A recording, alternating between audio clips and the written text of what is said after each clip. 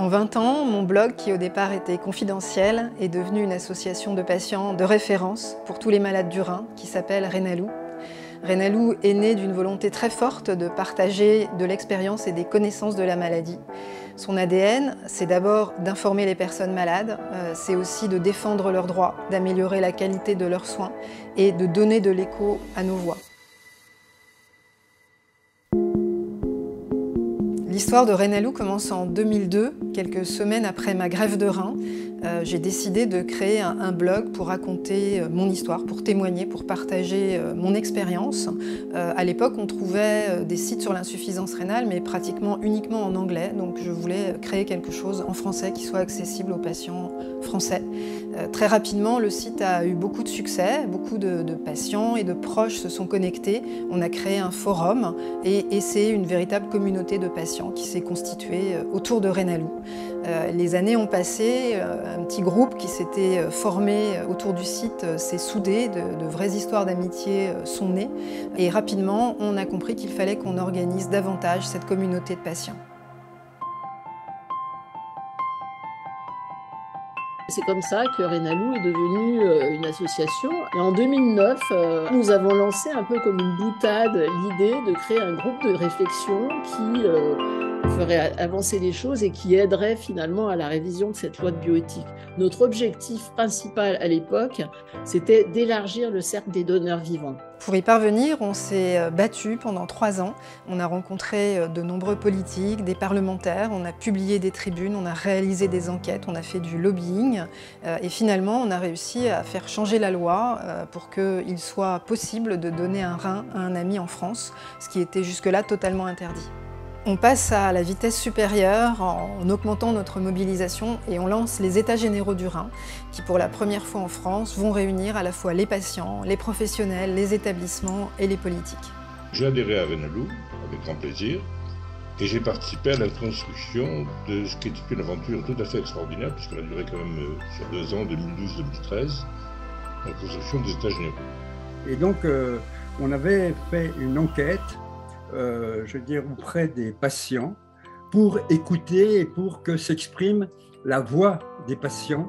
Ça aboutit finalement, donc à l'issue de ces tables rondes, à des comptes rendus et à des propositions concrètes pour améliorer la vie des patients. Un colloque de clôture a été organisé au cours duquel Madame Marisol Touraine, qui était ministre de la Santé à l'époque, a souligné qu'il s'agissait d'une des plus belles initiatives de démocratie sanitaire réalisées en France. Et c'est vrai que nous étions assez fiers de ce résultat. Renalou est une association connue, reconnue, et sa voix est non seulement écoutée, mais entendue avec des conséquences pratiques, en particulier auprès des pouvoirs publics. Elle a toujours refusé de vous prêter ses poupées, s'est moquée de votre journal intime, a paradé dans vos shorts, renversé du vernis à ongles sur votre lit, piqué vos petits copains, et elle boude quand elle perd au ping-pong. Pour que ça continue, donnez-lui l'un de vos reins. Quand on donne un rein à un proche, la vie continue. Parallèlement, on lance une nouvelle version du site, on lance une web TV, Renalou débarque sur Facebook et sur Twitter et on commence à recevoir un certain nombre de prix, dont le prestigieux prix spécial du jury des entretiens de Bichat. C'est une période très importante où Renalou devient une association agréée. L'association rédige et publie des travaux, des avis structurants, documentés avec des sources complètes, fiables. Nous publions également des choses sur nos valeurs, notre plaidoyer, les propositions de réforme autour de l'insuffisance rénale, de son système de financement. Nous publions une charte de la dialyse pour être sûr que nos patients sont accueillis et suivis dans les meilleures conditions dans les différents centres de dialyse sur l'ensemble du territoire. Et puis nous nous dotons d'un comité médical et scientifique. C'est aussi la période où Renalou accueille ses premiers salariés. J'ai été une des premières personnes salariées de l'association Renalou et j'ai très rapidement compris que je m'engageais dans une aventure peu commune, à la fois exigeante et excitante. Renalou a une fonction d'information, c'est-à-dire nous connaissons, je veux dire, tout un ensemble de réalités, de choses, etc., qui sont très souvent peu connues. Et c'est en particulier le cas de la greffe avec donneur vivant. Alors, pour ça, on a organisé à Paris ce qu'on a appelé des cafés d'honneur. Et c'était des expériences d'échange direct entre ceux qui étaient passés par là et ceux qui se posaient des questions. Et ça a été un grand succès. Renalou continue son travail de recueil de l'expérience des patients en réalisant plusieurs enquêtes. Concrètement, à partir de ces enquêtes, on produit des connaissances issues des malades du rein eux-mêmes. Nous nous sommes dit qu'il pourrait être utile que Renalou crée elle-même sa plateforme de recueil des données patients. C'est comme ça qu'a germé en 2016 l'idée de la création de Moi Patient. Et depuis 2019, Moi Patient est opérationnel. Moi Patient est devenu un acteur connu, reconnu, qui sait produire des données de santé désormais utiles pour notre pathologie, pour le monde médical au sens large. Les actions de Renalou ont été nombreuses pendant cette période. Dans de nombreux domaines, nous avons agi pour faire progresser le droit des patients. La première revendication, le premier combat que nous avons mené a été de pouvoir avoir accès en toute transparence aux données du registre rein, en respectant évidemment les confidentialités individuelles.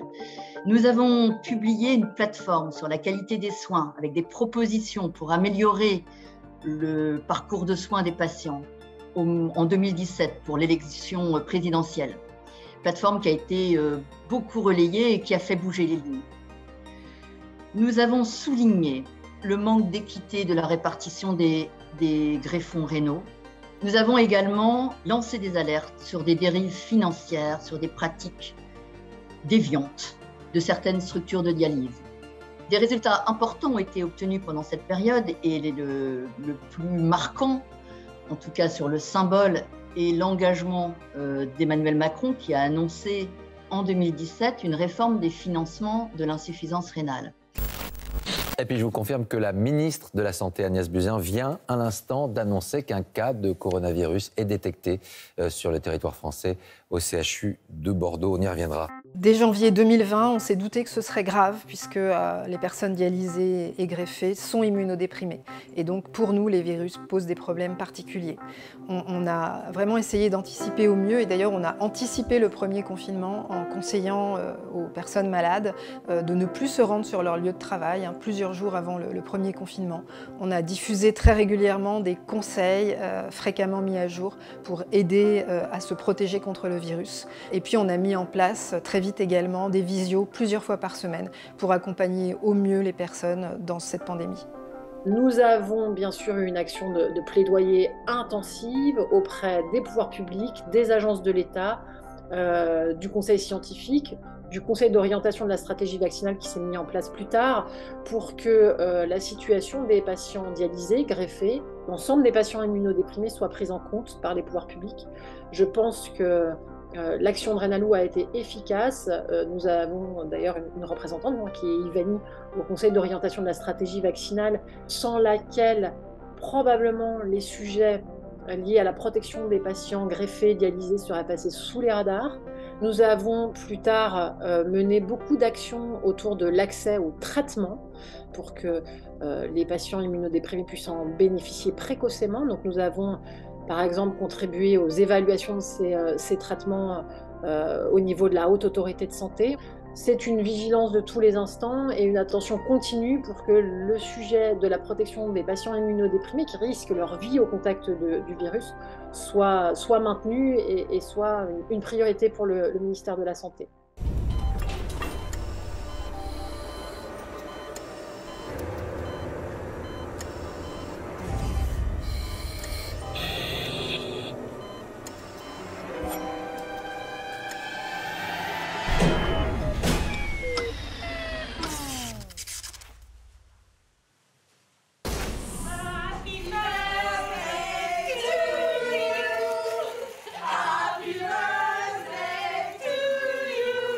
Depuis 1952, des milliers de vies ont été sauvées grâce au don du rein d'un proche.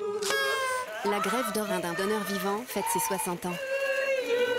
Renalou, depuis le début, d'ailleurs depuis sa création, s'est organisé autour de cette bataille de manière à ce que la greffe rénale soit le traitement de prédilection et le traitement prioritaire pour les patients insuffisants rénaux. Donc lorsqu'il a été question d'élaborer un nouveau plan greffe, très vite nous nous sommes mobilisés pour sensibiliser les élus, plusieurs parlementaires, les pouvoirs publics pour que le nouveau plan greffe prévoit des objectifs et des moyens à la hauteur des attentes des patients, à la hauteur des enjeux de qualité des soins, de qualité de vie, mais aussi à la hauteur des enjeux médico-économiques.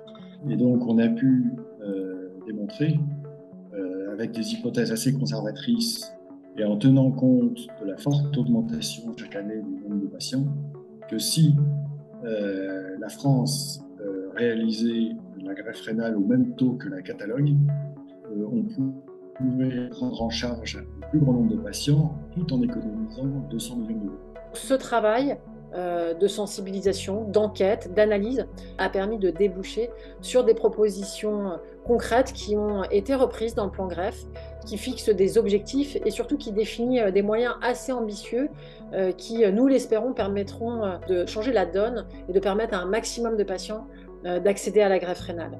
À plein de niveaux, au niveau des patients, au niveau des soignants, au niveau des politiques, Renalou a une action qui, pour moi, est exemplaire. Et alors en 2022, ça a vraiment été une victoire, puisqu'au mois de janvier, l'Assemblée nationale et le Sénat ont voté un texte qui permet aujourd'hui à chaque personne d'emprunter 100 questionnaires de santé. Un autre combat sur lequel Renalou était présent, c'est celui de l'allocation adulte handicapé et de sa déconjugalisation. C'est-à-dire de la possibilité de verser cette allocation handicapée à une personne sans tenir compte des revenus de son conjoint. En 20 ans, beaucoup a été accompli, de grandes victoires ont été remportées, mais pas seulement. Et aujourd'hui, il reste énormément à faire. Si on accepte leur franc-parler et puis qu'on n'est pas, qu'on ne prend pas les choses personnellement, je pense qu'il est tout à fait possible de travailler de façon très constructive avec Renalou, qui a fait bouger beaucoup de lignes, et encore une fois dans l'intérêt des patients, ce qui est la priorité à garder en tête. Je pense qu'il faut qu'il y ait un dialogue constant entre les médecins, entre les politiques, les malades, parce que c'est comme ça qu'on avance. C'est qu'avoir quelqu'un en face qui va se poser des questions, qui va nous poser des questions pour que les choses puissent avancer, c'est pour moi une valeur incalculable sur le plan humain. Donc il ne faut pas être méfiant de Renalou. Pour ce 20e anniversaire, je voudrais aussi rappeler que Renalou, c'est avant tout une aventure collective. Donc je souhaiterais dire un très grand merci à tous ceux qui s'engagent à nos côtés, les personnes malades, les bénévoles, les proches qui travaillent pour faire progresser la cause, qui nous font confiance, qui répondent aux enquêtes, qui font des dons. Et puis aussi un très grand merci aux professionnels de santé qui eux aussi nous suivent, nous soutiennent, aux pouvoirs publics qui nous écoutent, qui nous aident à faire avancer les choses. Donc un immense merci à tous pour rendre tout ça possible. Je souhaite un très bon anniversaire à Renalou et je souhaite que dans 20 ans, on soit encore là pour souhaiter les 40 ans. Bon anniversaire Renalou et longue vie à Renalou surtout. Très joyeux anniversaire Renalou. Happy 20 years. Très bon anniversaire à Renalou et une très bonne fête et félicitations. Bravo pour ce qui est fait et bravo pour ce qui va venir. Joyeux anniversaire.